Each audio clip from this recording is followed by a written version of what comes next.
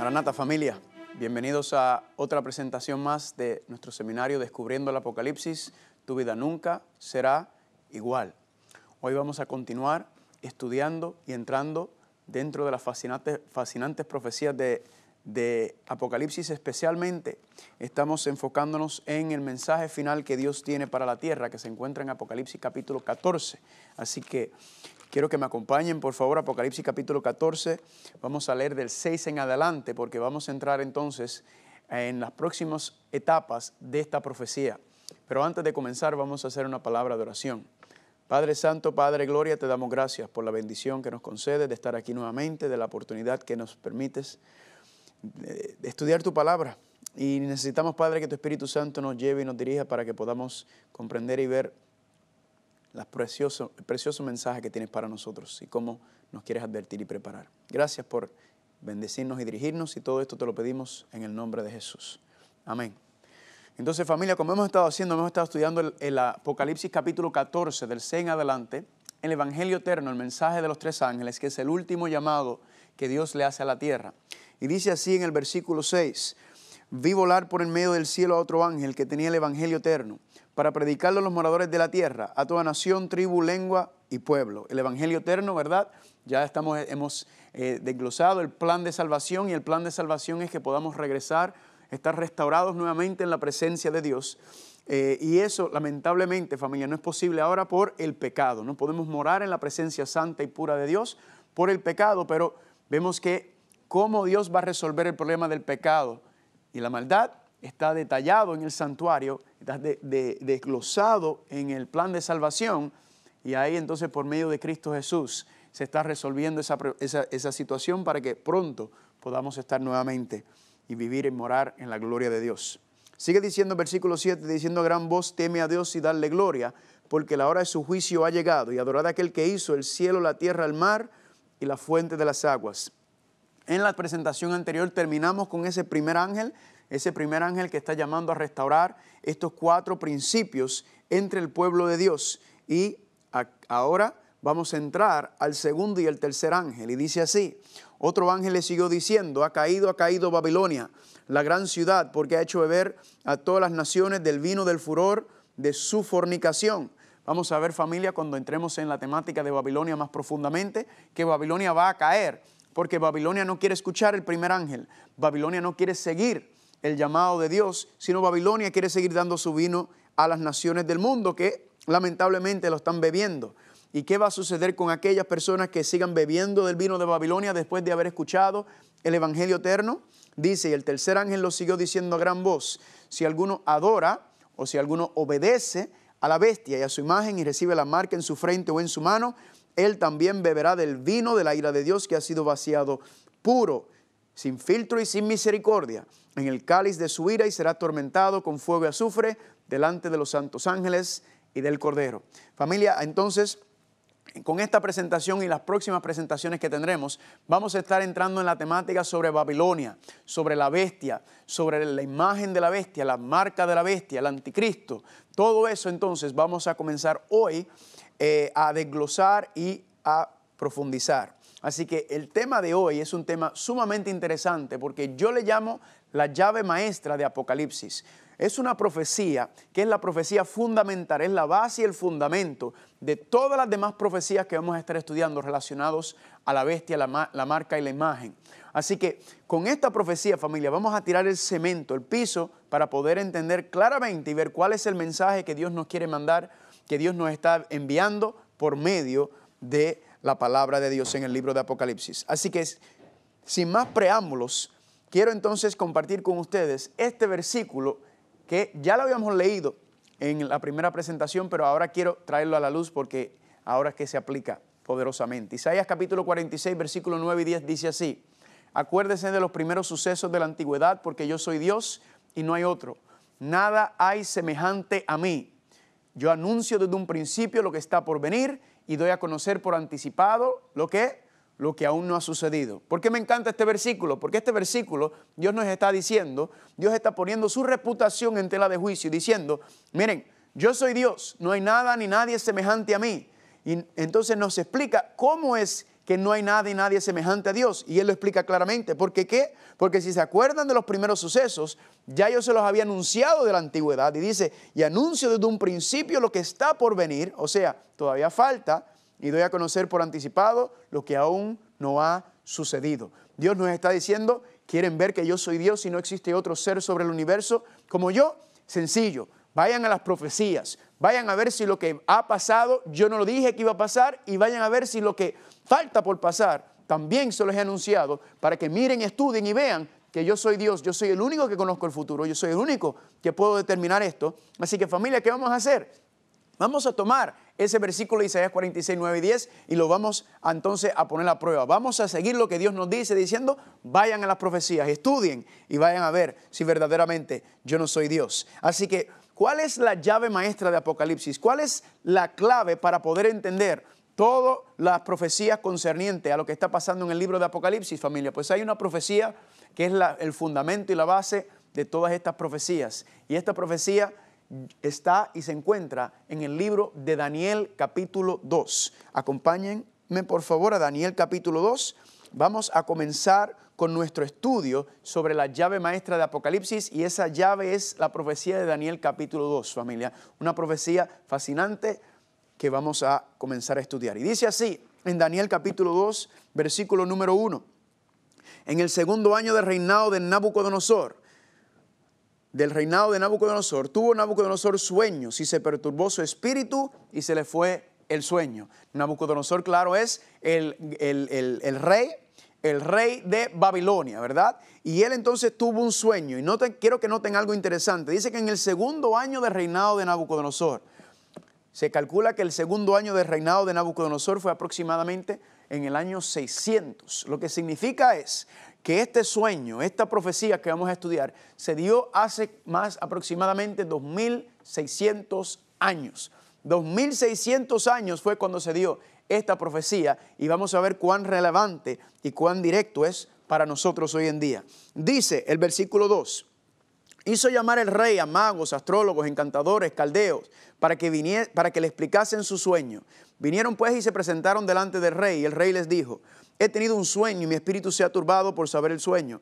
Entonces hablaron los caldeos al rey en lengua aramea. Rey, para siempre vive, di el sueño a tus siervos y te mostraremos la interpretación. Respondió el rey y dijo a los caldeos, el asunto lo olvidé. Si me muestran el sueño y su interpretación, si no me muestran, el sueño y su interpretación, serán hechos pedazos y vuestras casas serán convertidas en ruinas.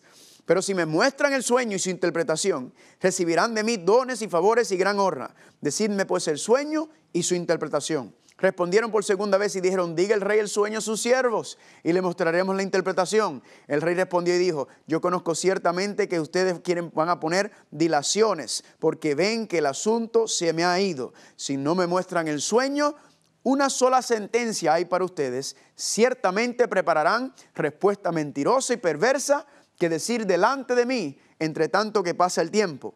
Decidme pues el sueño para que yo sepa que me podrán dar su interpretación. Básicamente, familia, Dios le dio un sueño a Nabucodonosor, pero después de habérselo dado, Dios se lo quitó. Y estos sueños perturbaron a Nabucodonosor a nivel de que se preocupó y tanto que tuvo que llamar a los caldeos, a los magos, a los astrólogos, a los encantadores, ¿verdad? A los que leen las cartas, a los que leen los que escriben el horóscopo, a todas estas personas que supuestamente conocen el futuro, todas estas personas que supuestamente tienen una conexión con el mundo espiritual. Esos serían considerados como el gabinete del rey Nabucodonosor aproximadamente. Él llamó a todos sus consejeros. ¿Para qué? Para que le dieran. Y él le dijo, no solamente me tienen que dar el sueño, me tienen que dar su interpretación también. Y ellos rápidamente dijeron, bueno, Señor, dinos el sueño y te diremos la interpretación. Sabía que Nabucodonosor que estos eran un montón de sinvergüenzas. Claro que sí, porque lo dice ahí mismo. Dice, no, yo sé que ustedes me van a engañar. Si yo les digo cuál es el sueño, ustedes van a venir y se van a inventar cualquier interpretación. Él dijo, no, me muestran los dos. Y si no me muestran los dos, voy a acabar con todos ustedes. Y es el rey. Él dice y se acabó. Ahora, me imagino que estaban temblando de miedo todos estos consejeros del rey Nabucodonosor. Y es interesante notar que cuando sigues leyendo el capítulo 2, aquí aparece en la historia a Daniel, Ananías, Misael y Azarías. Son 4 hebreos que fueron tomados de Jerusalén, cuando Nabucodonosor sitió a Jerusalén, se llevó cautivos aproximadamente 50, 60 mil hebreos, y entre esos estaban estos 4 jóvenes.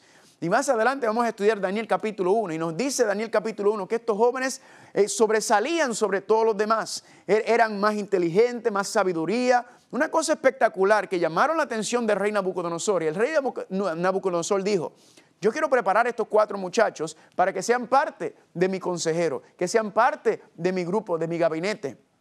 Y cuando está ocurriendo esta situación, parece que los muchachos todavía estaban en la Universidad de Babilonia, ¿verdad? Lo estaban entrenando para convertirse en consejeros, así que tenían que aprender las filosofías, tenían que aprender las artes, el lenguaje, la escritura. Entonces, en este contexto, ellos no aparecen en la historia, ¿verdad? En esta primera parte que acabamos de leer. Pero luego cuando dice, en el versículo número 12, Daniel 2:12, miren lo que dice: por esto el rey con ira y con gran enojo mandó que matasen a todos los sabios de Babilonia. Y se publicó el edicto de que los sabios fueran llevados a la muerte, y buscaron a Daniel y sus compañeros para matarlo. Entonces Daniel habló sabia y prudentemente a Arioc, capitán de la guardia del rey, que había salido para matar. O sea, fueron a la casa de Daniel y a de los muchachos para matarlos, ¿verdad? Y dice en versículo 14 que había salido para matar a los sabios de Babilonia.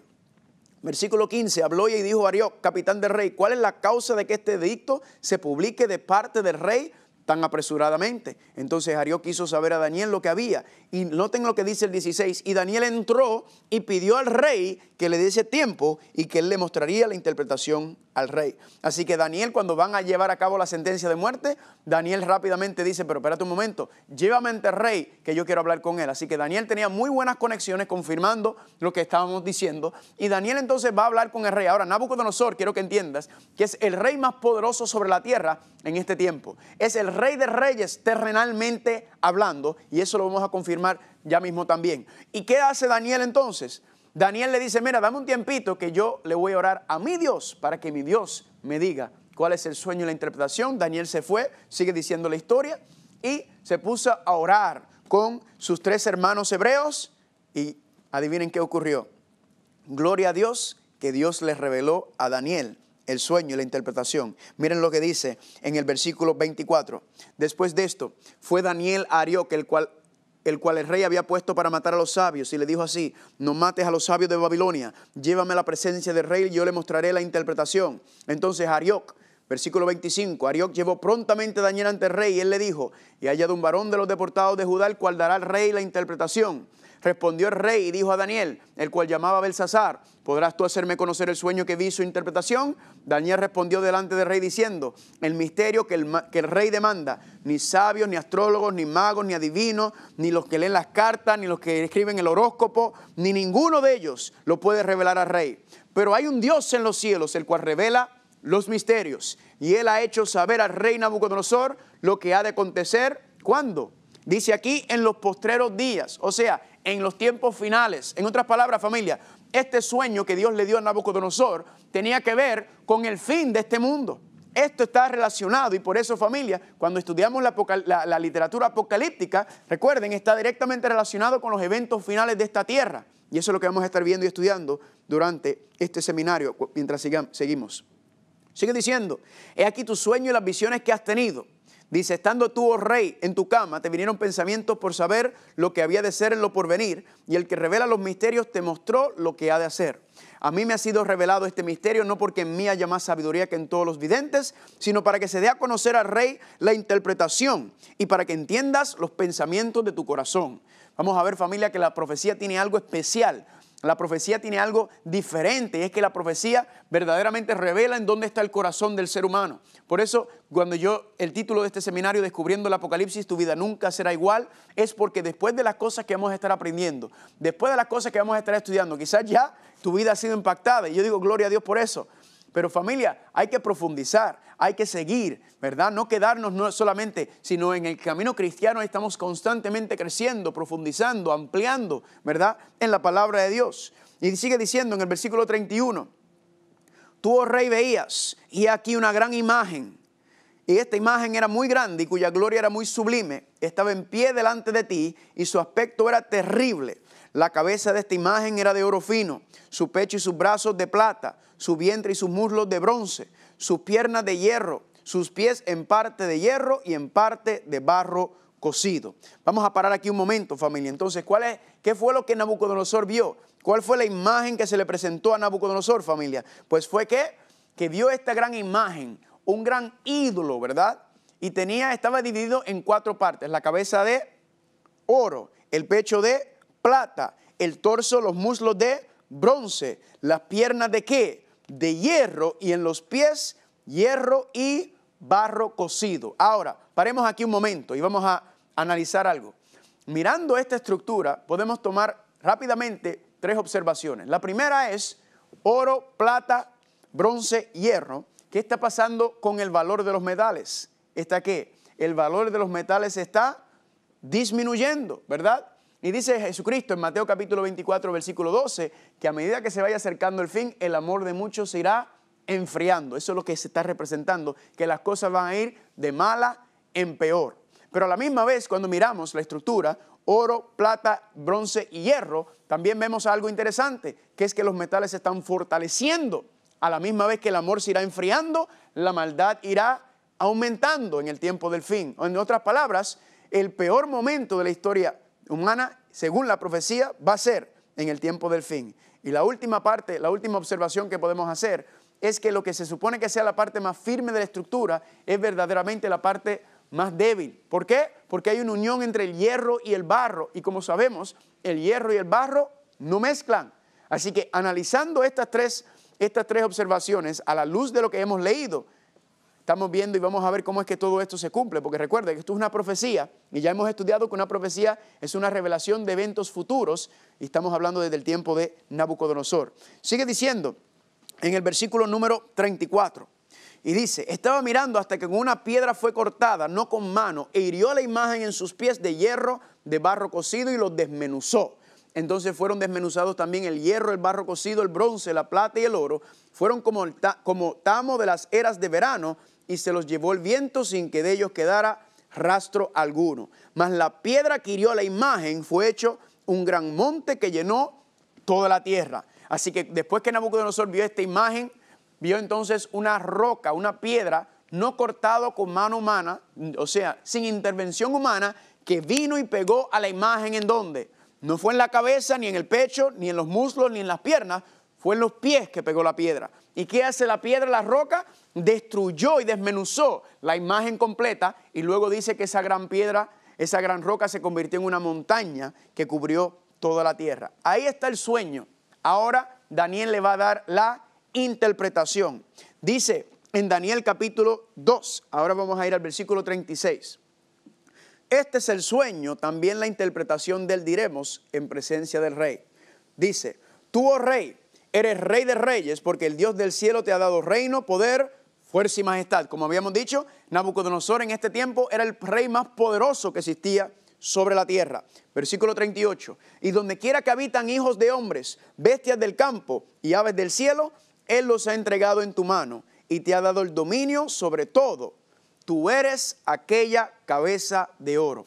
Familia, ¿por qué me encanta la profecía, familia? Porque es que nosotros no venimos a darle nuestra propia interpretación a lo que estamos estudiando. La Biblia se explica todo. Recuerden que habíamos leído en 2 de Pedro capítulo 1, 19, que decía: no hay interpretación privada a la profecía. Aquí no es lo que yo digo, lo que yo creo, lo que a mí me gusta, lo que a mí me conviene, lo que dice el internet, lo que dice una revista, lo que me dice el vecino. Aquí, cuando estamos hablando de los asuntos de Dios, es qué es lo que dice Dios, qué es lo que podemos confirmar bíblicamente. Y cuando hacemos eso, familia, nos damos cuenta que Dios tiene todo explicado en la palabra de Dios. Por eso cuando habla de la bestia, la imagen de la bestia, la marca de la bestia, usted, familia, lo único que tiene que hacer es ponerse en la palabra de Dios, que Dios nos va a dar los principios, Dios nos va a dar los detalles sobre todo lo que tenemos que entender. Porque si nos está advirtiendo sobre estas cosas, familia, es porque Él nos va a dar la solución.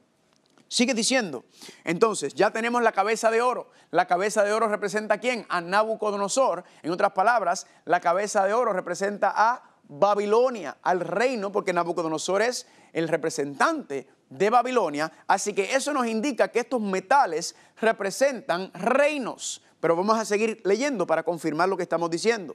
Sigue diciendo en el versículo 39, después de ti se levantará otro reino, o sea, otro reino, confirmando que el primero era un reino inferior al tuyo, ese es el de plata. Y luego un tercer reino ¿De qué? De bronce, y el cual dominará sobre toda la tierra. El cuarto reino será fuerte como el hierro, y como el hierro desmenuza y rompe todas las cosas, desmenuzará y quebrantará todo. Vamos a parar ahí primero y analizar los 4 metales. Ya tenemos el primer metal. El primer metal representa el reino de Babilonia, ¿verdad? Y noten que Babilonia era la superpotencia de su tiempo, era el rey más poderoso, Nabucodonosor. Ahora, la historia enseña, familia, que Babilonia se levanta al poder aproximadamente en el año 605 antes de Cristo, ¿verdad? Aproximadamente en el año 600, doy un aproximado. Y dice entonces, familia, que cuando se levanta fue en la guerra de Carquemis al conquistar a los egipcios y los asirios. Y ahí es que se convierte en la superpotencia mundial. Pero ¿cuál es el problema, familia? Que la profecía dice que después vendrá un segundo reino de plata. Lo que significa es que Babilonia no iba a existir para siempre. Y por eso fue que el sueño perturbó a Nabucodonosor.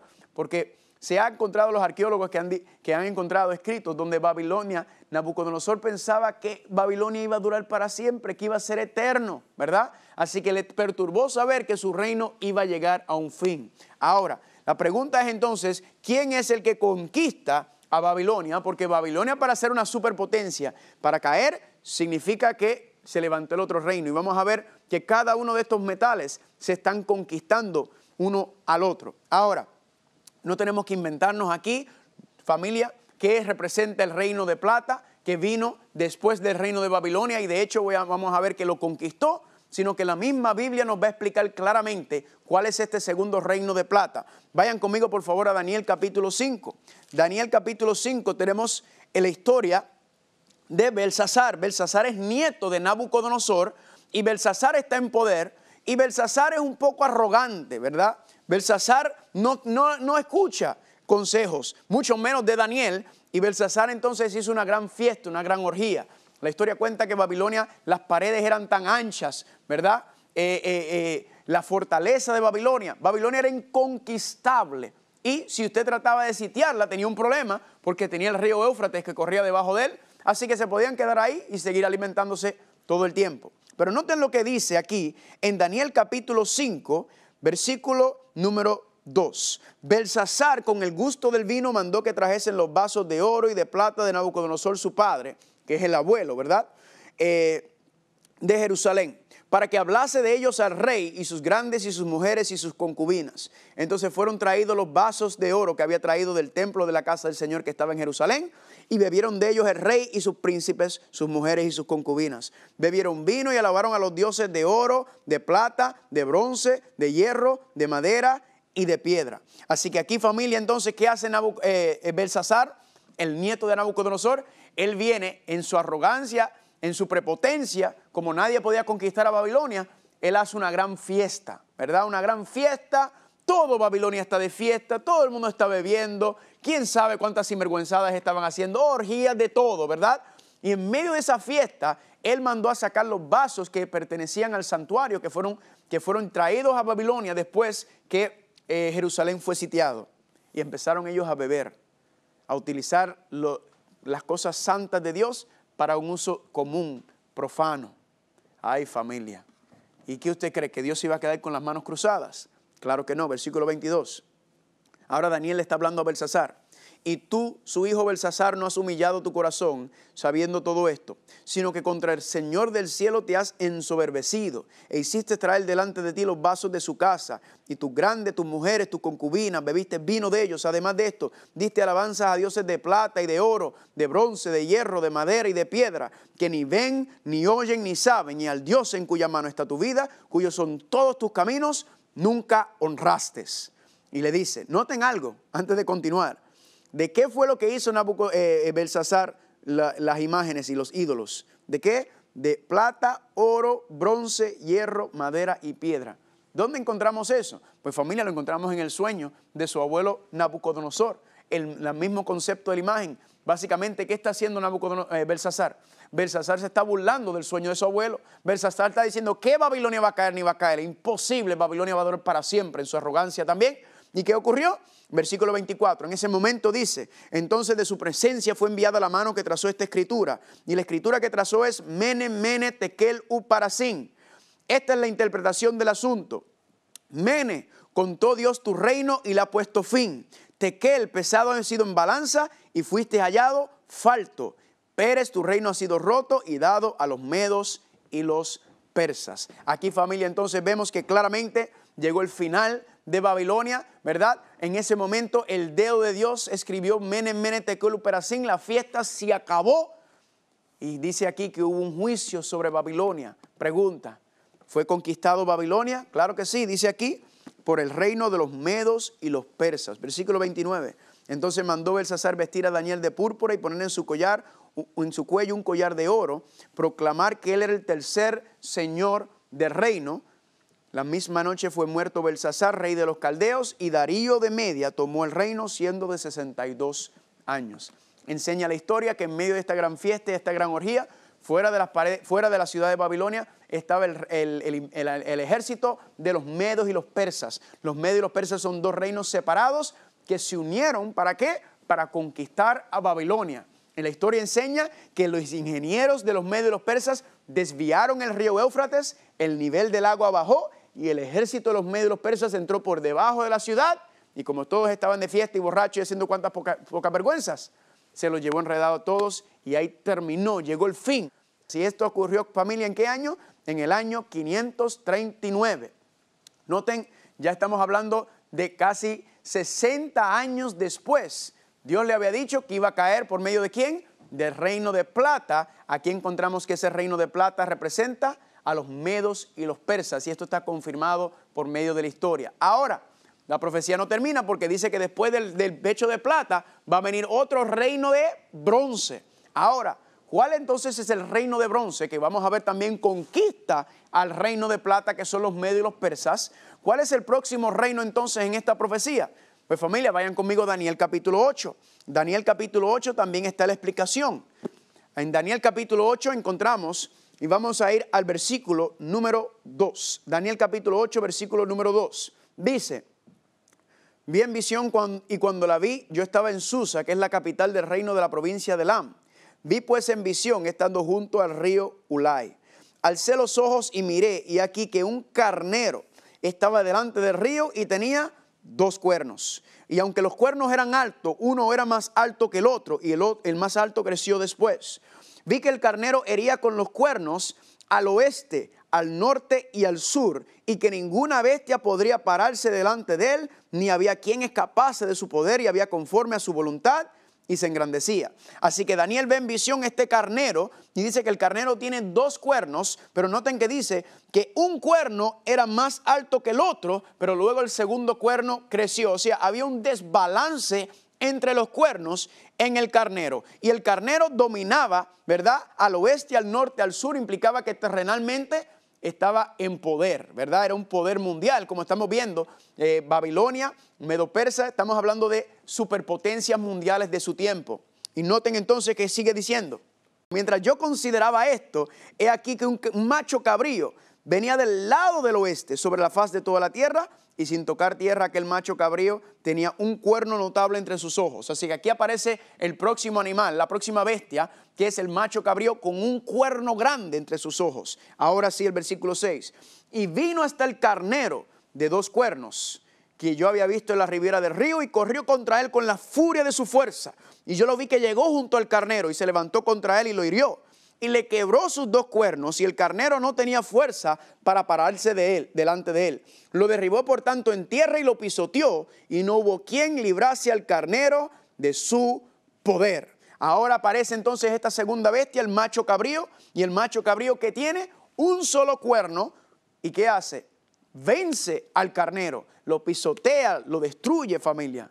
¿Hubo una conquista, sí o no? El carnero fue conquistado por el macho cabrío. Pero noten que sigue diciendo. Versículo 8. El macho cabrío se engrandeció sobremanera, pero estando en su mayor fuerza, aquel gran cuerno que tenía el macho cabrío, ¿qué fue? Fue quebrado. Y en su lugar salieron otros 4 cuernos notables hacia los 4 vientos del cielo. Entonces nos dice, familia, que cuando conquista el carnero, el macho cabrío, ese gran cuerno que tenía, ¿qué sucedió? Se quebró, se rompió, ¿verdad?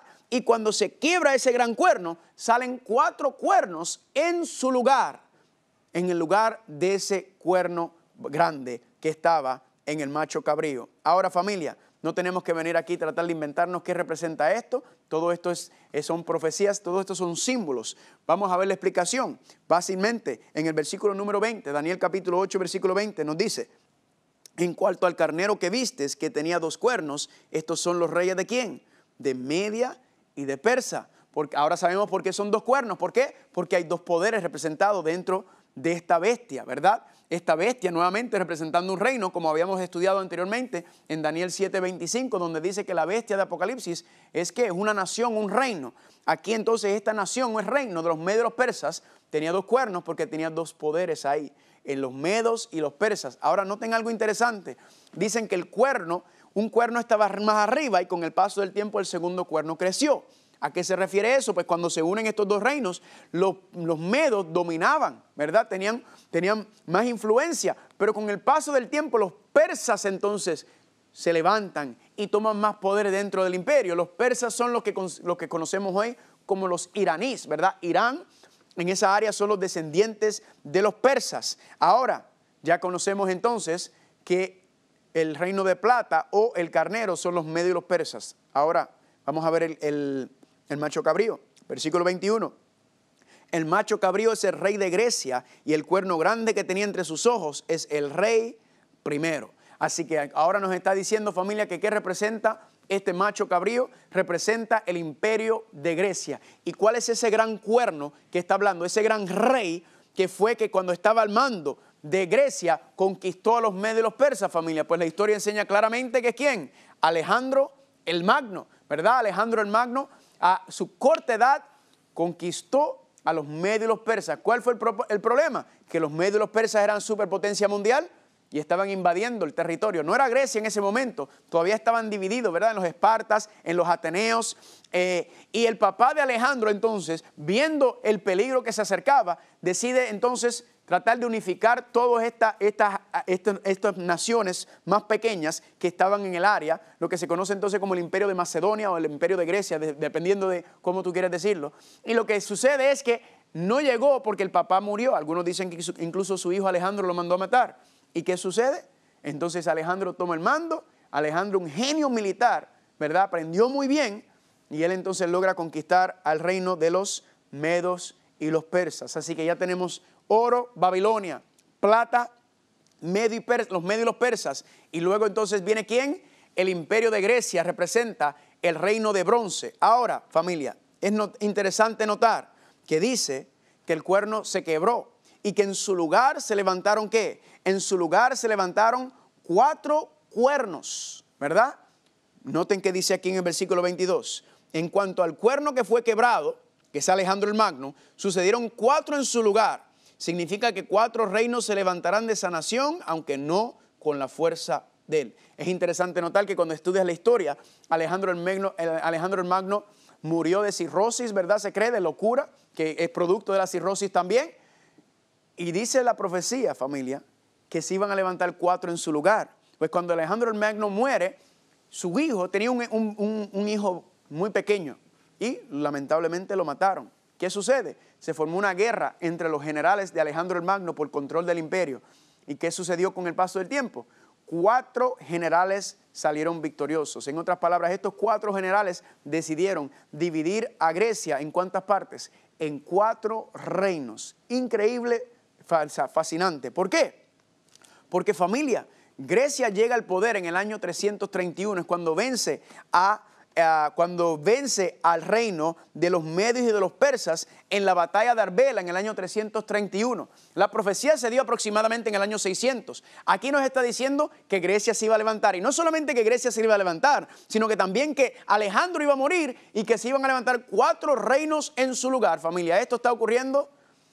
Ya no son decenas de años, ahora son centenas, son siglos de años antes de ocurrir. Dios había explicado claramente todo esto y esto también está desglosado en mucho más detalle en Daniel capítulo 11, ¿verdad? Donde habla de estos mismos eventos, de cómo fueron, que cayó el imperio de los medios y los persas, se levanta Alejandro de Grecia y luego los 4 reinos que suceden a Alejandro el Magno. ¿Fascinante o no fascinante, familia? Claro que es fascinante, pero todavía no termina nuestra aventura. ¿Por qué? Babilonia, Medo-Persa, Grecia, ahora viene el imperio de hierro. Y la pregunta es, ¿cuál es el imperio de hierro?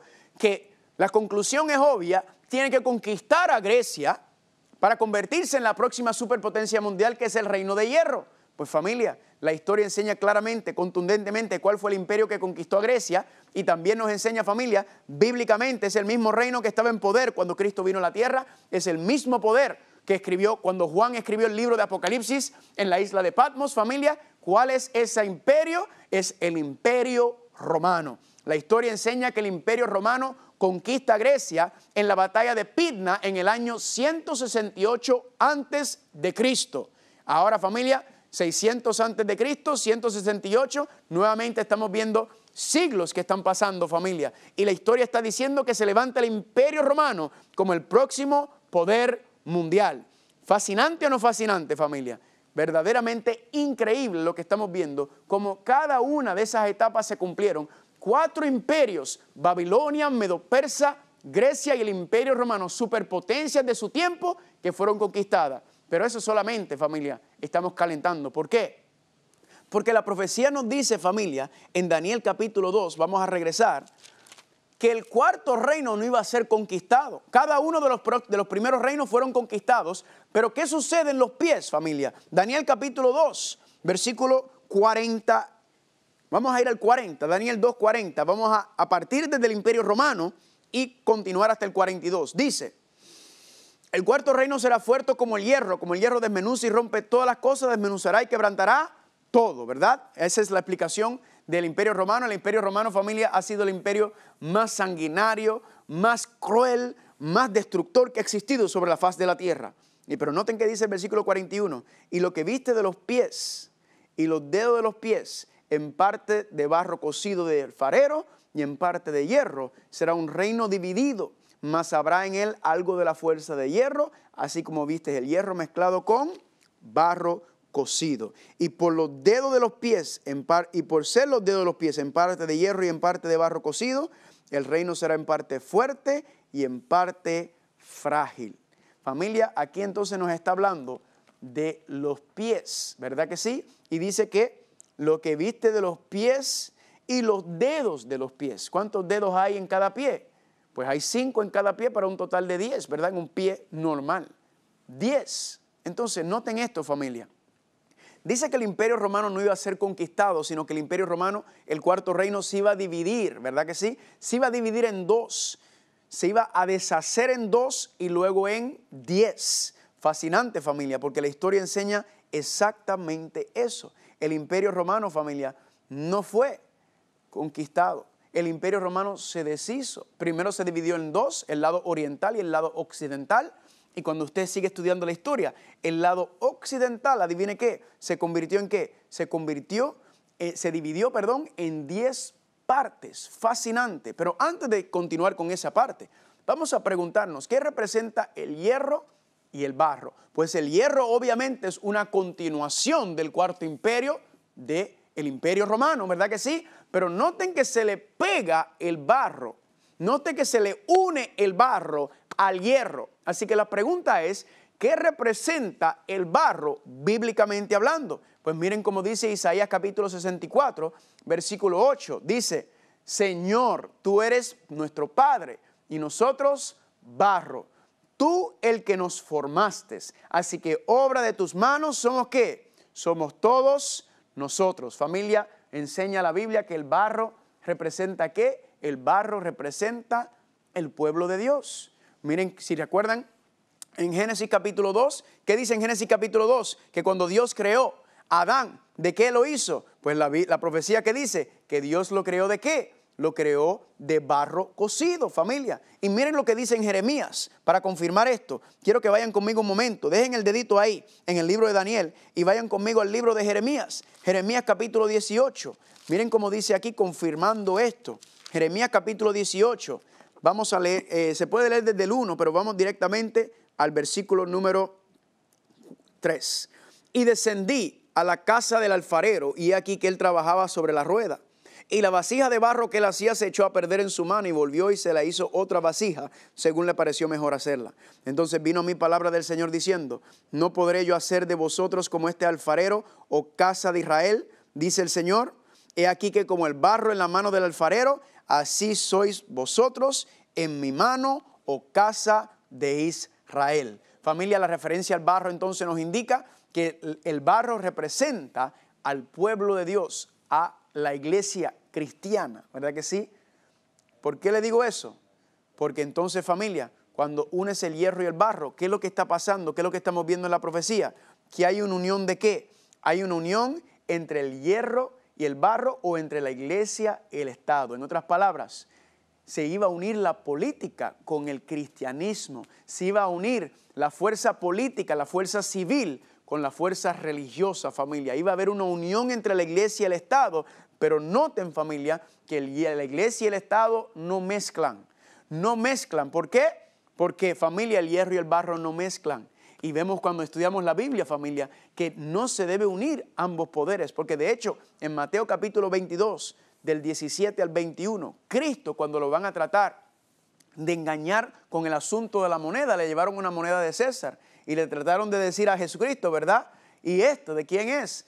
De César. Y Cristo le dijo, ¿qué? Dad a César lo que es de César y a Dios lo que es de Dios. ¿Qué está estableciendo Cristo? La separación entre el poder civil y el poder político. Cristo está diciendo, no me unas ambos poderes, sino manténmelo separado, estos dos poderes. Paga tus impuestos, séle fiel al Estado, pero también ¿qué? También séle fiel al Señor, da tus diezmos y tus ofrendas, sigue lo que el Señor está diciendo. Cristo establece la separación de iglesia y Estado. Pero ahora le pregunto una cosa, ¿será que no trataron de involucrar a Cristo en los asuntos políticos? Claro que sí. El asunto político del tiempo de Jesucristo era la liberación del pueblo de Israel. Estaban esperando, ¿verdad?, del yugo romano para volver a convertirse entonces en lo que ellos entendían que iba a ser como en los tiempos de David. ¿Pero qué fue lo que pasó, familia? Que Cristo dijo, yo no vine aquí para bregar con asuntos políticos. Yo no vine aquí para estar piqueteando ni nada por el estilo. Yo vine aquí a salvar la humanidad. Yo vine a buscar las almas perdidas. Y ese es el enfoque, familia. La iglesia no debe andar en asuntos políticos. Ni la iglesia debe estar diciéndole al Estado qué hacer, ni el Estado debe estar diciendo a la iglesia qué hacer. Debe haber una separación en donde estos dos poderes, familia, están juntos, pero no se gobiernan uno al otro, familia. Y ese es el contexto, porque siempre que se une el Estado y la iglesia, o siempre que no hay separación de iglesia y Estado, el resultado es el mismo, la persecución. La persecución es el resultado, familia, y eso es históricamente, lo podemos ver hoy en día en países o naciones donde no hay separación de iglesia y Estado, por ejemplo, Arabia Saudita, ¿verdad? En Yemen, en muchos lugares donde no hay, si usted no sigue la religión establecida por el Estado, usted entonces puede ser perseguido, familia. Pero ahí no termina, ahí no concluye esta historia. ¿Por qué? Regresamos a Daniel capítulo 2. Así que el peor momento de la historia, familia, iba a ser ¿en dónde? En los pies, porque se iba a unir. Recuerdan que las cosas van empeorando. Y en esta unión de iglesia y Estado en los pies, entonces en los 10 dedos de los pies, como había mencionado, el Imperio Romano se dividió en dos primero, y luego el lado occidental se dividió en 10 dedos de los pies, que son las 10 naciones o reinos que se levantan de ahí. Y usted dirá, ¿y por qué todo esto es importante? Vamos a seguir estudiando porque vamos a ver cómo todo esto recuerden, ¿qué es lo que hace Dios en la profecía apocalíptica? Repite y amplía, repite y amplía, repite y amplía. Ahora, regresemos a Daniel capítulo 2. Regresemos a Daniel capítulo 2, versículos 34 y 35. Y dice así, estaba mirando hasta que una piedra no fue cortada, no con mano, e hirió a la imagen en sus pies de hierro, de barro cocido, y los desmenuzó. Ahora viene esta próxima etapa, que es la piedra que cae, ¿verdad? Que pega. Pues miren al versículo 44, la explicación. En los días de estos reyes, el Dios del cielo se levantará un reino que no será jamás destruido, ni será reino dejado a otro pueblo. Desmenuzará y consumirá a todos estos reinos, pero él permanecerá para siempre. De la manera que vistes que del monte fue cortada una piedra, no con mano, la cual desmenuzó el hierro, el barro, el bronce, el barro, la plata y el oro.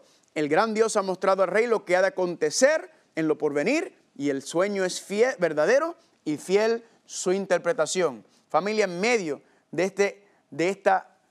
estos pies, en medio de toda esta visión, entonces viene una gran piedra, una gran roca y pega en los pies y destruye. Y esa roca entonces se convierte en un gran monte, familia. Y la pregunta es entonces, ¿qué representa esa roca, esa piedra que pega en los pies para acabar y destruir con todos estos reinos? Pues familia, quiero que vayan conmigo a Primera de Pedro, capítulo 2. Primera de Pedro, capítulo 2, del 4 al 8, dice así. Primera de Pedro 2, 4 al 8, dice: acercaos a él, piedra viva, desechada ciertamente por los hombres, mas para con Dios escogida y preciosa. Por lo cual también contiene la escritura: he aquí que yo pongo en Sión la principal piedra del ángulo, escogida y preciosa, y el que creyere en él no será avergonzado. Para nosotros, pues, los que creen en él es precioso. Pero para los que no creen, la piedra que los edificadores desecharon ha venido a ser la cabeza del ángulo y piedra de tropiezo y roca que hace caer, porque tropiezan en la palabra, siendo desobedientes, a lo cual fueron también destinados. Familia, ¿qué está hablando Pedro? ¿A quién se refiere Pedro aquí como la piedra o la roca que cae y que destruye y desmenuza todo, familia? Pues esa piedra o esa roca que está mencionada por Pedro representa a Cristo Jesús. En otras palabras, esa piedra o esa roca representa la venida de Cristo Jesús, el regreso de Cristo Jesús a la tierra. ¿Para hacer qué? Lo que hemos estado hablando, para acabar y destruir con todos los reinos de la tierra. Miren cómo dice 1 Corintios capítulo 10, versículo 4. Dice así: y todos bebieron de la misma bebida espiritual, porque bebían de la roca espiritual que los seguía, y la roca era Cristo. Yo digo gloria a Dios por esto, familia. La roca, la piedra, nos dice Pedro, nos dice el hermano Pablo, que representa a Cristo Jesús. Él es la roca, la piedra, que viene ¿qué? En su regreso a la tierra, viene a acabar y desmenuzar y destruir con todos los reinos de la tierra, familia. Ahí está haciendo también una indicación de esa guerra o esa batalla final que se va a desatar en esta tierra antes de que esto termine. Pero luego, familia, entonces, ¿qué nos dice la profecía? Que esa piedra o esa roca se convierte ¿en qué? En un gran monte, en un gran reino, familia. El reino de Dios, el reino eterno de Dios, familia. Cuando Cristo termine con todo este mundo, cuando termine con el pecado y la maldad, entonces Dios va a establecer, cuando haga un cielo nuevo y una tierra nueva, va a venir la nueva Jerusalén y el reino de Dios será establecido eternamente y para siempre. Y yo digo por eso mismo, gloria a Dios por esta profecía. ¿Cuántos dicen amén? ¿Es lindo o no es lindo, familia? Familia, quiero que notemos algo. Esta profecía tiene 7 etapas, básicamente. 7 etapas en esta profecía. Recuerden, esta es la profecía inicial, ¿verdad? Esta es la introducción a las profecías apocalípticas. Y noten cuáles son esas 7 etapas. Primero, Babilonia. ¿Se levantó Babilonia y cayó? Sí. Segundo, los medios y los persas. ¿Se levantaron los medios y los persas y cayeron? Sí. Tercero, Grecia. ¿Se levantó Grecia y cayó? Sí. Cuarto, el Imperio Romano. Pregunta, ¿el Imperio Romano se levantó? ¿Sí o no? Sí. Pero noten que el Imperio Romano no fue conquistado como los primeros 4 reinos, sino que el Imperio Romano se dividió. Primero se dividió ¿en cuánto? En 2. Y luego se dividió, según la profecía de Daniel capítulo 2, se dividió en 10, los 10 dedos de los pies que surgen. Y noten entonces, familia, ¿cuál es la séptima, la última etapa de esta profecía? La piedra que viene y ¿qué hace? Y rompe y destruye con todos los reinos, que es la segunda venida de Cristo. ¿Por qué se lo digo y por qué se lo menciono, familia? Porque si cada una de las primeras 6 etapas ya ocurrieron, históricamente podemos verlo, que ocurrieron, significa, familia, que la séptima etapa, que es la venida de Cristo Jesús, es la única que falta en esta profecía introductoria, en esta profecía inicial. Lo que me dice a mí, familia, es que así como se cumplieron cada una de las 6 primeras etapas y podemos confirmarlas bíblicamente, significa, familia, que Cristo Jesús también va a regresar. Cristo Jesús también va a venir y va a terminar y acabar con los reinos de esta tierra. Y por eso yo digo, gloria a Dios, porque es increíble, es fascinante cómo podemos mirar esta profecía, familia, y ver exactamente lo que Dios nos está diciendo. Dios nos está hablando y cómo todo se ha cumplido y todavía falta por cumplir. Igualmente, familia, en el libro de Apocalipsis, la primera parte del capítulo 1 hasta el capítulo número 15, hasta el capítulo número 14, familia, la parte histórica de la profecía, podemos decir que ya casi todo está cumplido, falta muy poco para cumplirse de esa primera parte del libro de Apocalipsis, familia. Y gloria a Dios, porque lo vamos a estar estudiando y lo que está pasando tanto en el pasado, presente y futuro. ¿Por qué me encanta la profecía? Por muchas razones, pero una de ellas es que yo puedo estudiar la historia y puedo compararlo con la profecía bíblica y ver exactamente cómo va al pie de la letra. Familia, escucha bien, porque el propósito de la profecía no es simplemente ser sensacionalista, no es simplemente ser, porque ya habíamos hablado y les mencioné a ustedes que la profecía no salva. Las profecías no salvan, familia. El que salva es Cristo Jesús. Él es el que salva. Ahora, el que está aferrado a Cristo Jesús, el que tiene una relación diaria con el Señor, una vida devocional de oración y de estudio con Cristo Jesús, esa es la relación salvadora. El que tiene esa relación con Él va a escuchar las profecías, va a escuchar y las va a seguir, porque es la revelación de Jesucristo que Él nos está diciendo para prepararnos para los tiempos del fin. Familia, el propósito de la profecía es ¿cuál? Número 1, que no hay nadie como Dios. Dios es único, no hay nadie, como hemos leído en Isaías capítulo 46. Número 2, Dios está en control de las cosas. Dios nos está diciendo, parece que las cosas andan fuera de control, pero tranquilo, que yo estoy en control. Número 3, la profecía aumenta nuestra fe en Dios y en su palabra, confirmando verdaderamente que Dios es increíble, familia, porque a través de su palabra nos ha revelado todo esto. No hay ningún otro libro de ninguna religión, ni ningún libro que contiene las profecías como las contiene la Biblia. Ningún libro en la historia del mundo, familia. Y sobre todo que la victoria está garantizada en Cristo Jesús. Y por eso yo digo, amén, aleluya, por eso, gloria a Dios. Pero para terminar, regresemos a Daniel capítulo 2, que no hemos terminado con la profecía. Daniel capítulo 2, y miren cómo dice, Daniel capítulo 2, vamos a ir al versículo 46, y dice así. Entonces el rey Nabucodonosor se postró sobre su rostro y se humilló ante Dios y mandó que le ofreciesen presentes e inciensos. Y el rey habló a Daniel y dijo, ciertamente el Dios vuestro es Dios de dioses y Señor de señores, y el que revela los misterios, pues pudiste revelar este misterio. Entonces el rey engrandeció a Daniel y le dio muchos honores y grandes dones, y le hizo gobernador de toda la provincia de Babilonia y jefe supremo de todos los sabios de Babilonia. Y Daniel solicitó al rey y obtuvo que pusieran sobre los negocios de la provincia de Babilonia a Sadrach, Mesac y Abednego. Y Daniel estaba en la corte del rey.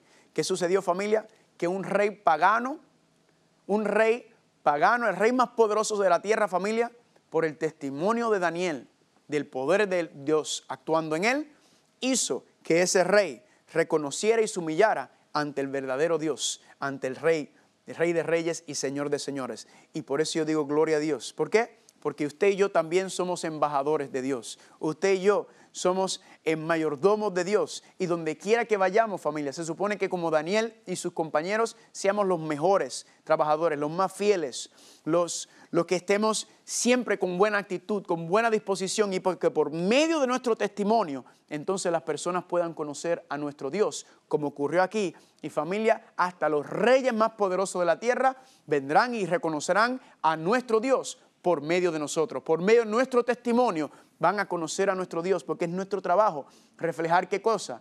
La imagen, el carácter de Dios, reflejar la gloria de Dios. Por medio de eso, familia, por eso dice Jesucristo en Mateo capítulo 24, versículo 14, que es por testimonio que será predicado este evangelio.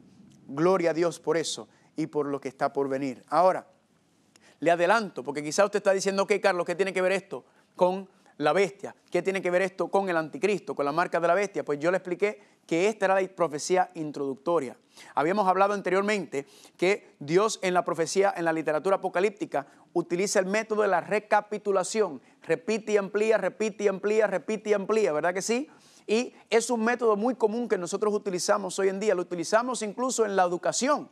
Por ejemplo, en la educación, cuando un niño o una niña va a ir a la escuela, usted no lo manda a que tome cursos de álgebra, de cálculo 1, cálculo 2, ¿verdad que no? No. Cuando usted lleva a un niño o una niña a la escuela para empezar, ¿empieza con qué?